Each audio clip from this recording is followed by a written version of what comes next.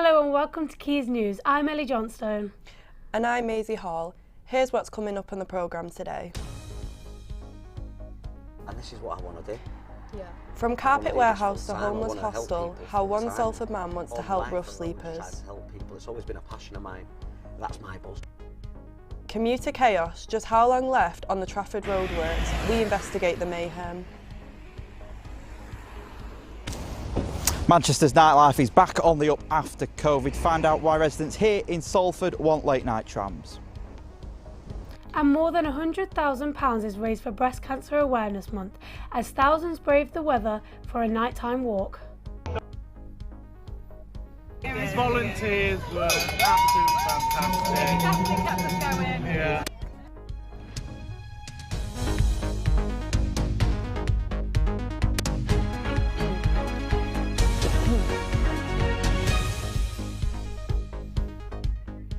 But first up on this evening's programme, just how bad can the cost of living crisis get? Well, in Salford, lots of people are increasingly worried about the situation. Our reporter Johnny Kenwright has been around the city. He's been speaking to some who are already struggling. It's going to be horrific and people are going to die. The message is alarming, but true. Salford is a city that is struggling.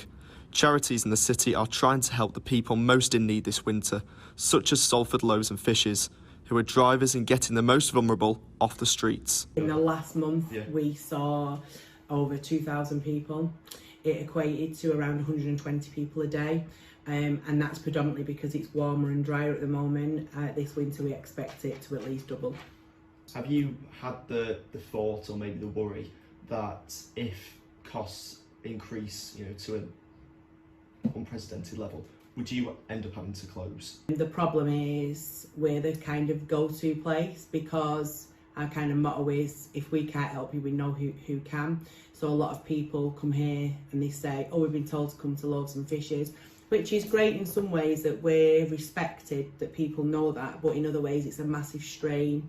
So it's a constant kind of worry because you're always looking for funding. This is a crisis that is affecting everyone. Travelling across the city to Salford University, the problem is still as bad. Students such as Adam are already in doubt as to how they will afford rental payments next academic year, if the cost of living increases at the same rate as it is now.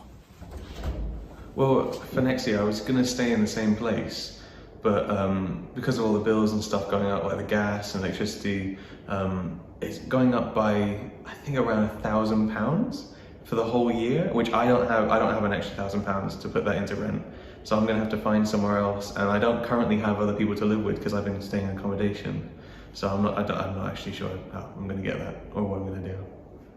But how does this crisis compare to the pandemic, and is it having a bigger impact on the most vulnerable people in the community? The cost of living crisis that we're now in is actually a bigger impact already on us than COVID ever was. It's affecting people, a lot more people, a lot more than COVID ever was, and domestic violence rates again are increasing. From the city's residents to the students calling Salford their home, it's clear to see that this city is one that is struggling to tackle the cost of living crisis. Johnny Kenwright, Quays News, Salford. With homelessness on the rise in the UK, a Salford local has taken things into his own hands and wants to help those who need it. Poppy Smart investigates. In and outreach, Stoke cut rough sleepers, Stoke soup kitchen for me. In the UK, nearly 400 households become homeless every day. James Worthington is passionate about changing this issue. Originally using one of his properties as a soup kitchen, he is now developing the same building into a homeless facility. And this is what I want to do. Yeah. I want to do this full time. I want to help people full time, and all my life I've always tried to help people. It's always been a passion of mine. That's my buzz. The building in question on Seedley Road used to be a carpet shop. It has taken all of James's efforts and many setbacks, but he hopes to have the development complete by August next year, ready for winter. So then I had to soft strip the building, take the electrics out. I thought, you know what, I'm going back to the original plan. Yeah. The original plan was to build a homeless facility. So you say divorced dads, people who came out of, hostile relationships, because the building still is catering for vulnerable people. The importance of this project has increased as there are now only enough beds for less than half the people who need them in the UK. It's better than the streets, or it's Yeah. better than living in somebody's bedroom with all your kids. Yeah. Which bloody happened to me. I had to live at my friend's for 6 months. With your children? Yeah, with my children. My Right. children stay 3 nights a week, so they're staying in my friend's house with me. Right. So I was in this position less than 12 months ago. James has raised £320 so far for the homeless facility he's developing. To donate or offer help in any way you can, visit GoFundMe and search James Worthington. Poppy Smart, Quays News, Salford. Whether you're working late or hitting the town, do you struggle to get home safe? Locals are calling on the transport bodies to begin a trial period for late night trams, which will save those pennies on Ubers and ensure a safe and cheap journey home. Whether you are working late or simply out enjoying yourself, Salford residents are struggling to get home. Locals are calling on transport bodies to begin a trial period for late night trams. It's a green mode of transport, it's a safe mode of transport, and it's a cheaper mode of transport. You've got the Holy Trinity there in terms of what people who want to travel want. Let's provide this for our residents and workers in Salford and Greater Manchester. Many people go out in Manchester late at night, and I just think that having a curfew, an expensive taxi ride home, or a walk in the dark, or a non-existent night bus service, you can't rely on getting home safely, whether you're working or enjoying yourself. So what I want to do is basically provide services for local people. The last tram out of the city centre to here in Salford Quays is at 11:41 p.m. Monday to Saturday, 11:17 p.m. on a Sunday, and many local residents have to watch the clock to avoid a late night expensive taxi home. I was out in town recently in the evening, and all the way through the evening, well, the second half of the evening, I was kind of looking at the watch all the time, wondering whether I had much more time before I had to get back for the last tram. And the last tram is really ridiculous, really, and it kind of spoils the evening, really. And we should be able to get back from central Manchester. We are effectively a suburb of Manchester. We're not 20 miles out of town. We're just about in walking distance, although it wouldn't really be safe to walk it at night. But you can walk it. It's only less than 2 miles. We should be able to get public transport reliably back to the Quays without any difficulty. We don't need a tram every 6 minutes at 2 o'clock in the morning. No one's asking for that. We're just asking for trams that run on a reasonably regular basis and reliably, where people can rely on them being at a certain time that's published and able to get home.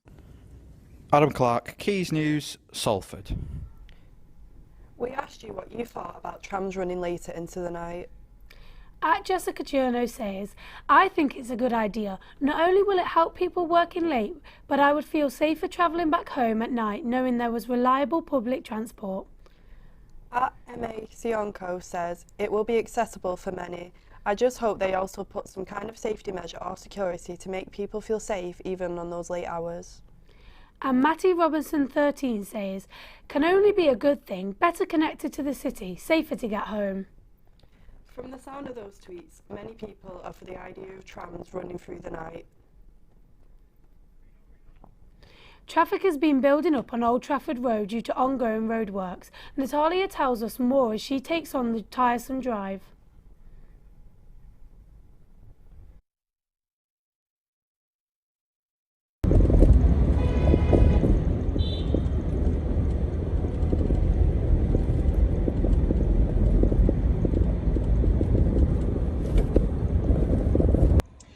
Hour now, and on the best of times this road is busy, but for the commuters and the residents of this road it has become frustrating. These roadworks started in March 2021 and were supposed to finish in spring of 2022, but have been extended to November 2022. The residents are unhappy, the motorists are unhappy, and commuters are often late for work. Well, living in Altrincham, I think it's only about 4 or 5 miles. That really, even at the time I come, which is quite late in the day, I don't really get here till about 10:30, 11 o'clock. It can still take up to 30, 35 minutes. On a bad day, particularly in poor weather, that can take up to 45, 55 minutes. It's obviously been going on an awful long time, so I've got no idea what they're doing and why it takes so long. But at the moment, it's causing issues with one-way systems, and it's adding time on and causing You know, and it's not very pleasant to look at. It's not it's not a pleasant situation to be sat there looking at all these things. John Ioanni there, a commuter that has been left frustrated because of how long the roadworks have been taking. We invited Salford City Council and CISC, the contractors, to comment on this situation. However, they did not want to comment, but they did say that the extension was because of uncharted pipes and electrics. The uncharted pipes and electrics have led to delays in design changes, which have had a knock-on effect on resurfacing work. The interruption of traffic lights on the road have also caused further congestion for buses and local drivers into Salford Quays and Media City. Trafford Road is a major route on and off of the motorway and a main artery to Old Trafford's football ground and cricket ground, as well as Salford Quays and Media City. Safe to say, however long the delay, it will be noticed.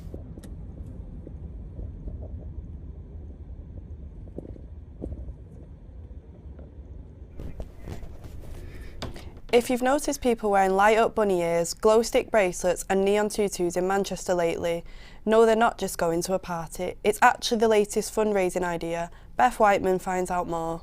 Brilliant merchandise you can pick up.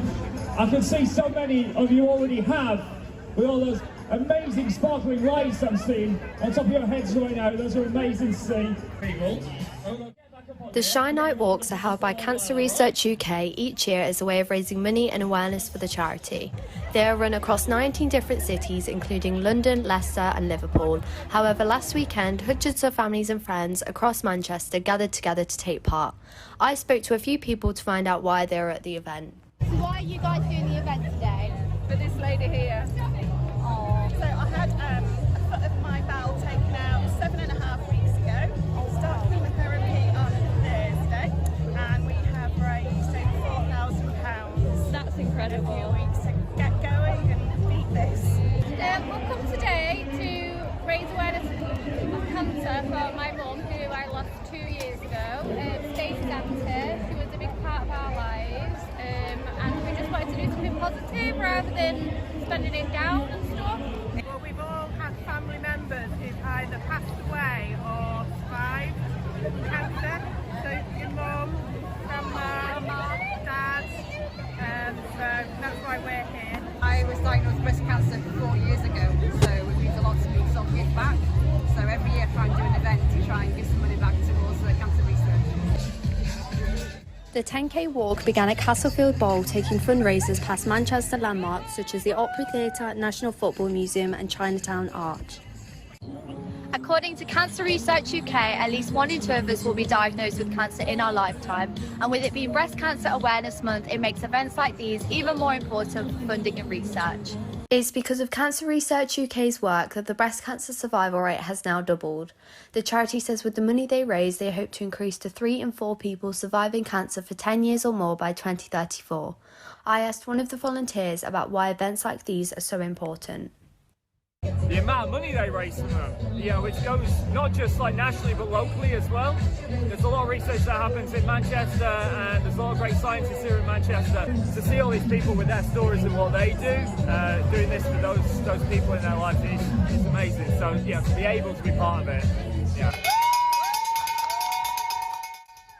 By the end of the race, Manchester alone raised around £110,000, which will all go towards extended research into cures, drugs and support for those suffering. So what did you guys think of the event today? Bloody brilliant. Amazing. These volunteers were absolutely fantastic. It definitely kept us going. Yeah. Did you feel a sense of community with it all? It was just everybody all going at it together and just great way to spend Saturday night as well. You can find more information about Cancer Research UK and the fundraising events they're holding at www.cancerresearchuk.org/get involved. Beth Whiteman, Quays News. That's all we have time for today on Quays News. Make sure to follow us on Twitter @Quays News. Thank you for watching. Good night.